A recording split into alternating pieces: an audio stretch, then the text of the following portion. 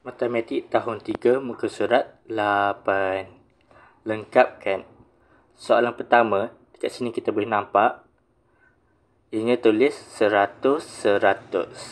Dan kita boleh nampak dekat sini ianya meningkat. Jadi ianya tambah 100. Jadi 3815 tambah 100 kita akan dapat 3915.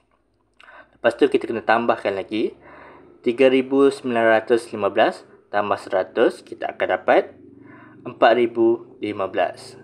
Tambah 100 lagi kita akan dapat 4115. Jadi ianya tambah 100. Soalan kedua yang ini 66. Dekat sini kita boleh nampak ianya meningkat. Jadi ianya tambah 6. Ianya meningkat, ianya jadi tambah 6.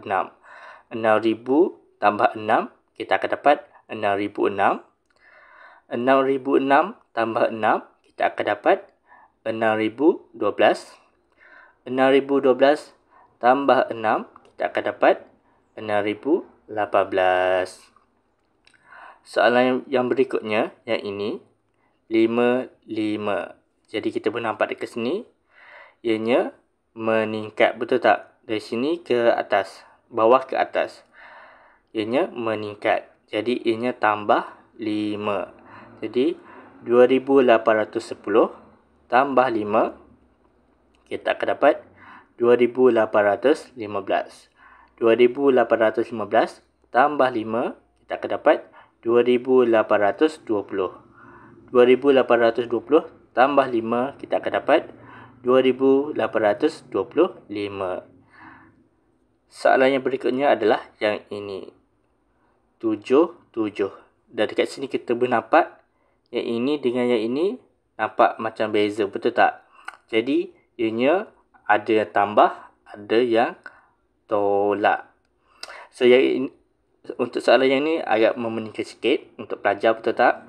Jadi kita boleh bahagikan dua, di mana yang kanan ni adalah tambah 7. Kalau yang kiri adalah tolak 7. So, 5,124 tambah 7, kita akan dapat 5,131.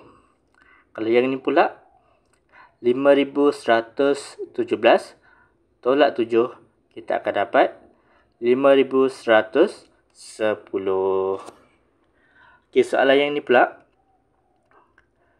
kita boleh nampak dekat sini ianya meningkat, betul tak? Dari 1240 ke 1242 ianya meningkat 2. Jadi ianya tambah 2. Jadi 1240 tambah 2 kita akan dapat 1242. 1242 tambah 2 pula kita akan dapat 1244. 1244 tambah 2 lagi kita akan dapat 1246. Tambah 2 lagi dapat 1248. Tambah 2 lagi kita akan dapat 1250. Jadi ianya tambah 2. Soalan ni pula, dekat sini kita boleh nampak ianya tulis 99. Jadi arahnya adalah ke kanan, ke sini, betul tak? Jadi dari sini 7,010 ke 7,001. Jadi ianya menurun. Kalau menurun, ianya mestilah tolak 9. 9 yang ni. Kalau ianya menurun, bermaksud ianya tolak. Mudah juga nak faham?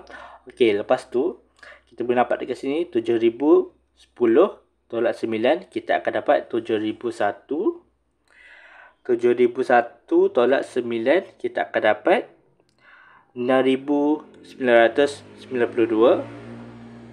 6,992 tolak 9, kita akan dapat 6,983. Jadi ianya tolak 99.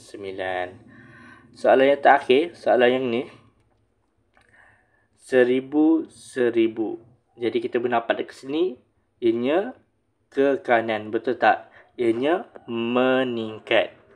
Kalau meningkat, mestilah tambah. Betul tak? Jadi kita kena tambah 1000. Jadi 4607 tambah 1000, kita akan dapat 5607. 5607 tambah 1000, kita akan dapat 6607. 6607 tambah 1000, kita akan dapat 7607. 7607 tambah 1000, kita akan dapat 8607. Jadi ini adalah jawapannya.